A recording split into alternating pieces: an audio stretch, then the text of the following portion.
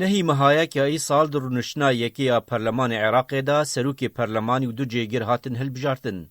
شاخەوان عەبدوڵڵا ئەندامی پەرلەمانی ji Kerkûkê û ji lîsta Partî Demokratîk Kurdistan weke cêgirê duê hat hilbijartin û di yekem geşta xwe ya dervey welat da li konferansa netewên Yekbûyî li New York amade bû. Elbette ساڵانە کۆبوونەوەی پەرلەمانتارانی جیهان ئەنجامەدرێت.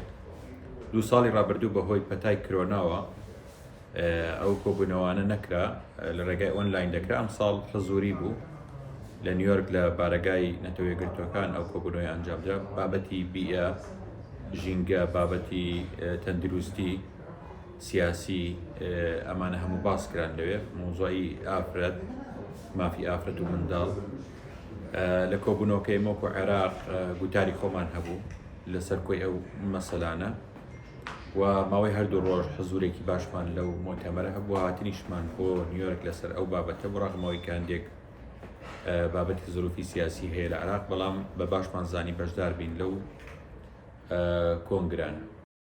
ناکوکین هەیی و دەرکەتنا هەند بڕیارên vê dawiyê ji dadgeha federal ya Iraqê dê çi bandorê li ser peywendiyên hikûmeta Bexda û ya Herêma Kurdistanê bike. Elbette peywendiyekan baş niyan herdû la. ئەوەی کە ئشکالێ دروستکرۆ محکەمەی ئیتیحادی هەنەک حکوومەتی ئیتیحادی محکەمەی ئیتیحادی بەداخەوە پێش قسەمان کردووە هەندێک قەراری سیاسیان نەبووەکەوەی کە قانونی بێ زیاتر بە تایبەتی بابەتی نەفت و غاز، یاسای نەفت و غاز کە ناقانونیە لە کاتێکا دەبوو محکەمەی ئیتیحادی ئەو بڕیارە دەربکات کە یاسای نەفت و غاز لە بەغدا دەرچوو بێ و قانونە تەعاڕوز بکات لەگەڵ یاسای نەفت و غاز. هیچ قانونێک لە بەغدا نییە تا تۆ بێی بەو قانون بڵێ نایاساییە. کورد dibêjin biryarên vê dawiyên dadgehê wextekî ne razdahatin nedan û ew biryar siyasî ne.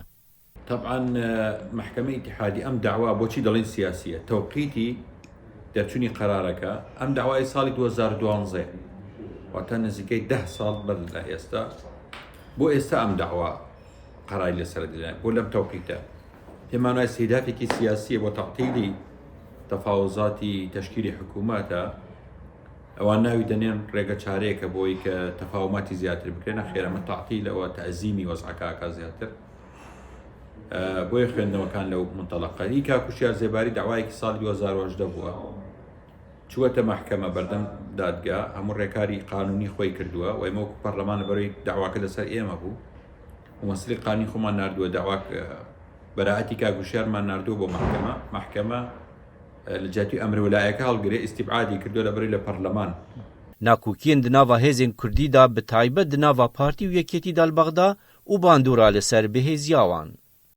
کورد دەبێ یەکدەنگ بێ، هەڵوێست بێ بە یەکدەنگی کورد، یەک هەڵوێستی شتی زۆر لە بەغدا مسۆگەر دەکا بۆ کورد.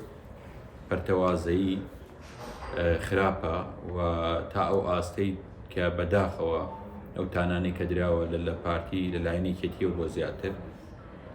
بۆیە هیوادارم یەکێتی و پارتی بەم زوانە ڕێکەوتن بکەن لەسەر ئالیەتێک و ناشکرێ بەڕاستی یەکێتی متەمەسک بێ بۆ پۆستە لە منتەڵەقە حزبەکە ناڵێم. ئێمە مهمەوەی کە ئەو پۆستە بۆ کووردە لەلایەن شیعەکانەوە چەند جارێک گۆڕاوە و لەلایەن سونیش و لە پەرلەمان سەرۆکایەتی پەرلەمان لایەن چەند حزبێکی سونیە بۆ گۆڕاوە. دەکرێت کوردیش ئەوە بگۆڕێ، ڕۆمانیایەتی دنیا نییە و یەکتر شکاندن کارێکی خراپە.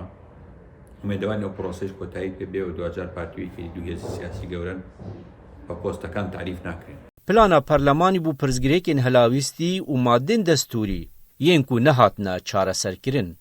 پلانمان هەیە ئەمە بابەتان ئەو جمودە نەمێنێ. بەڕاستی مادەی 140 مادەیەکی دەستوریە و دەبێت کاری بۆ بکرێت بۆ جێبەجێکردنی. ئەمڕۆ لیژنەی مادەی 140 لە ئەنجومەنی وەزیرانی عێراق بەردەوامە، کادری هەیە، موچەی هەیە، تەخسیساتی هەیە.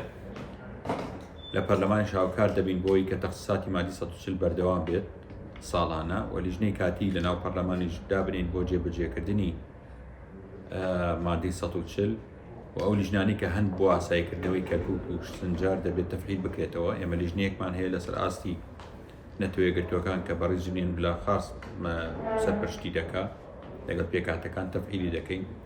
هەردوو لیژنەی حکوومەتی هەرێم بەغدا کە ئیشی زۆر باشیان کردووە.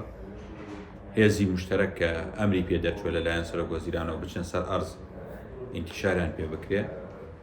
ئەم کێشانە هەموو ئەرکی ئەمەیە و کاری لەسەرەکەین بە زووی بچێتە مەجالی تەطبیقیەوە. نجیب بالای دنگ امریکا واشنطن